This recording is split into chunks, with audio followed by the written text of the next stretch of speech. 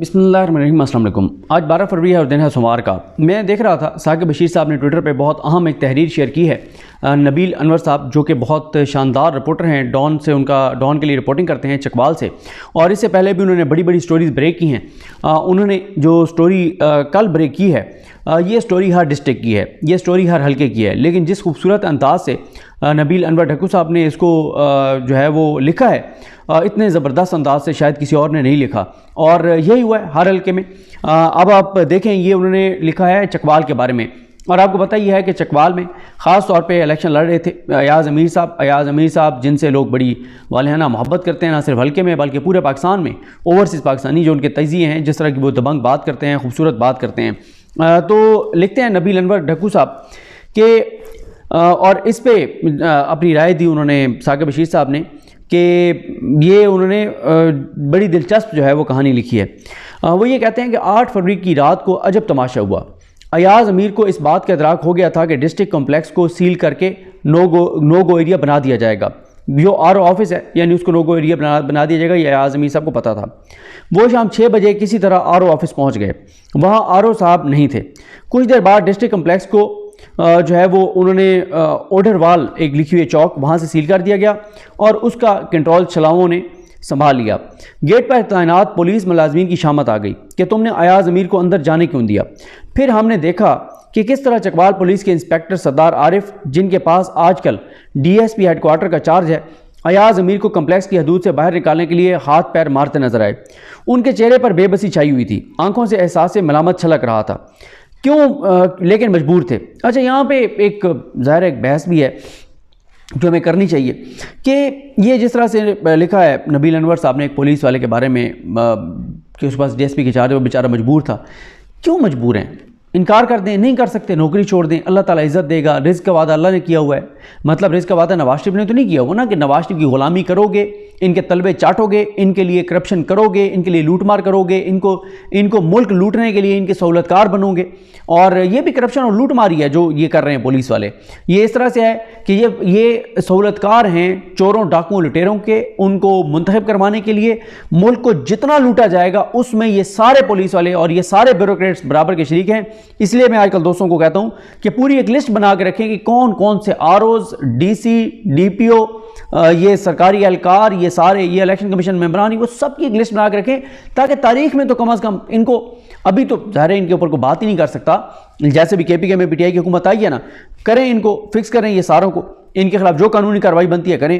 اسی طرح سے پنجاب کے اندر بھی لسٹیں ان کی ہونی چاہیے، جب ٹائم آئے گا ان کے خلاف کارروائی ہونی چاہیے، اور کچھ نہیں ہو سکتا تو ہمیں ان لوگوں کا سوشل بائیکاٹ ضرور کرنا چاہیے، ان لوگوں سے سلام نہیں کرنا چاہیے، ان لوگوں سے کوئی تعلق نہیں رکھنا چاہیے، تاکہ ان کو کچھ تو احساس ہو کہ ہم اگر شریف خاندان کے طلبے چاٹ رہے ہیں، ان کی غلامی کر رہے ہیں، تو اس کے کچھ نتائج بھی ہیں۔ اور ایسے لوگ جو ہے نا، وہ معاشرے میں ان کے یہ اعمال نفرت کی نگاہ سے دیکھے جانے چاہیے، جو کچھ یہ ROs جنہوں نے کیا ہے یہ سارا کچھ۔ اس کے بعد وہ لکھتے ہیں کہ ایاز امیر کو کمپلیکس کی حدود سے باہر نکالنے کے لیے ہاتھ پیر مارتے نظر آئے۔ ان کے چہرے پر بے بسی چھائی ہوئی تھی، آنکھوں سے احساس ملامت چھلک رہا تھا، لیکن مجبور تھے۔ ایاز امیر کو زبردستی RO آفس سے باہر نکال دیا گیا۔ مسلم لیگ نون کا کوئی امیدوار بھی ڈسٹرکٹ کمپلیکس میں موجود نہیں تھا، یعنی اب نون لیگ والوں کو جانے کی ضرورت ہی نہیں تھی، وہ موجود ہی نہیں تھے، انہیں پتہ تھا کہ ہمارے حق میں جو کچھ ہونا ہے کسی اور نے کرنے۔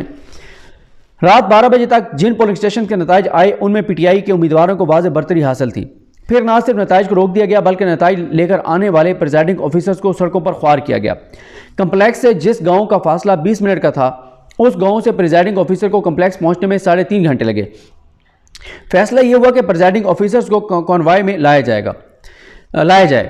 میں نے چکوال میں تعینات کئی پریزائڈنگ آفیسر سے بات کی۔ ایک پریزائڈنگ آفیسر جو 1997 سے الیکشن ڈیوٹی سے انجام دے رہے ہیں، ان کا کہنا تھا کہ ہمارے کانوائے میں لگ بھگ 50 پریزائڈنگ آفیسرز 50 پولنگ اسٹیشن کا رزلٹ لے کر آئے اور شامل ہوئے۔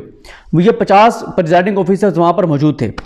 صبح کے 4 بجنے والے تھے اور ہمیں چکوال کی ایک شاہراہ پر روکا ہوا تھا کہ ابھی کانوائے پورا نہیں ہوا۔ میں ریڈیو پاکستان سن رہا تھا کہ چکوال سے مسلم لیگ نون کے امیدوار طاہر اقبال کی جیت کا نعرہ بجا دیا گیا ہے۔ پریزائڈنگ آفیسر ابھی پہنچے نہیں ہیں RO آفس، رزلٹ انہوں نے دیا نہیں ہے، نعرہ پہلے بج گیا کہ نون لیگ والے چکوال سے جیت گئے۔ جو پریزائڈنگ آفیسرز کمپلیکس کی حدود میں داخل ہو چکے تھے ان کو آخری حد تک ذلیل و رسوا کیا گیا۔ آر او آفس کے سامنے پریزائڈنگ آفیسرز قطار بنائے سخت سردی میں کھڑے تھے۔ آر او صاحب نے ان سے فارم 45 وصول کرنے تھے۔ موبائل اور انٹرنیٹ سروس تو صبح سے معطل تھی۔ 8 فروری کی سرد رات قطار میں کھڑے فارم 45 اٹھائے پریزائڈنگ آفیسرز کے وہم و گمان میں بھی نہیں تھا کہ جو نتائج انہوں نے ابھی جمع کروانے ہیں وہ پہلے ہی ٹی وی اور ریڈیو پاکستان پر سنا دیے گئے ہیں۔ پھر ایک لمحہ آیا کہ قطار میں لگے سردی سے ٹھٹھرتے پریزائڈنگ آفیسر کے صبر کا پیمانہ چھلک گیا۔ ایک خاتون پریزائڈنگ آفیسر نے نہ صرف شور مچا دیا بلکہ پولنگ میٹیریل کو زمین پر دے مارا۔ اس خاتون نے جیسے ہی پہل کی، ڈسٹرکٹ کمپلیکس آر او کے خلاف شیم شیم کے نعروں سے گونج اٹھا۔ ایک پریزائڈنگ آفیسر کا کہنا ہے کہ وہ 12:30 بجے لائن میں لگے، ان کے آگے صرف 2 پریزائڈنگ آفیسر تھے، پھر بھی ان کا نمبر 3:30 بجے آیا، وہ بھی اس وقت جب نعرے بازی شروع ہوئی۔ پریزائڈنگ آفیسر کے بقول اندر بیٹھے عملے کو فارم 45 لینے سے کوئی غرض نہ تھی۔ صبح 4 بجے تک بمشکل 55 فارم 45 ہی جمع ہوئے تھے کہ حلقہ NA 58 کے رزلٹ کا اعلان کر دیا گیا تھا۔ یہی واردات چکوال اور تلنگانہ کے باقی حلقوں میں ڈالی گئی۔ چند دن پہلے سول کلب میں ڈاکٹر توقیر صاحب نے مجھ سے چکوال اور تلنگانہ کے 6 حلقوں کے ممکنہ نتائج کے متعلق رائے لی۔ میں نے ڈاکٹر صاحب کو بتایا کہ جو صورتحال نظر آ رہی ہے اس کے مطابق PTI چھکا لگائے گی، بشرطے کہ کوئی بھی بہت بڑی واردات نہ ڈالی گئی۔ ڈاکٹر صاحب میری معصومانہ پیشگوئی پر مسکرا دیے۔ PTI نے چکوال میں چھکا لگا دیا ہے۔ مسلم لیگ نون کے امیدوار طاہر اقبال، سلطان حیدر علی، تنویر اسلم، سردار غلام عباس اور ملک شہریار بری طرح پٹ گئے۔ فرق صرف اتنا ہے کہ PTI کے امیدوار 6 کے 6 حلقوں میں جیتے ہیں اور مسلم لیگ نون کے امیدوار آر او کے دفتر میں جیتے ہیں۔ یہ کیسی جیت ہے جو ذلت اور رسوائی میں لپٹی ہوئی ہے؟ سلطان حیدر علی کا گھر چکوال شہر کے مرکز میں ہے اور یہ چکوال شہر سے بھی نہیں جیت سکے۔ طاہر اقبال اپنے گاؤں سے ہار گئے۔ حلقہ NA 58 کے 459 پولنگ سٹیشنز کے فارم 45 کے مطابق ایاز امیر نے 1,54,825 ووٹ لیے، جبکہ ان کے حریف طاہر اقبال نے 1,28,914 ووٹ لیے، یعنی ایاز امیر 25,911 کی لیڈ سے جیت گئے۔ ان فارمز کے مطابق پیپلز پارٹی کے سردار ذوالفقار عبداللہ نے 13,796 ووٹ لیے، لیکن چلاؤں کا کمال دیکھیں، فارم 47 میں ایاز امیر کے ووٹ 1,54,825 سے کم کر کے 1,02,537 کر دیے گئے۔ ایاز امیر صاحب کے کتنے 1,54,000 سے کم کر کے 1,02,000 کر دیے گئے۔ علوم ریاضی کے ماہرین نے صرف ایاز امیر کے ساتھ دھاندلی نہیں کی بلکہ طاہر اقبال کے 1,28,914 ووٹوں کو کم کر کے 1,15,947 کر دیا۔ یوں دھاندلی طاہر اقبال کے ساتھ بھی ہو گئی۔ دوسری طرف آر او آفس میں بیٹھے ریاضی دان ذوالفقار عبداللہ پر حد سے زیادہ مہربان دکھائی دیے۔ عبداللہ صاحب جو 8 فروری کو گاؤں میں عبداللہ کے باسیوں کے ساتھ اس بات پر لڑ رہے تھے کہ مجھے چاچا کہتے ہو تو پھر ووٹ چاچے کو کیوں نہیں دیتے، 74,300 ووٹ لے کر خود بھی حیران رہ گئے۔ سردار صاحب اپنے گاؤں سے صرف مسلم لیگ نون اور PTI سے نہیں آ رہے بلکہ کرین نے بھی ان کو کچل دیا، یعنی وہ تحریک لبیک سے بھی نیچے تھے لیکن ان کو جذبا دیا گیا۔ دھاندلی لیگی شیر سلطان حیدر علی کے ساتھ بھی ہو گئی۔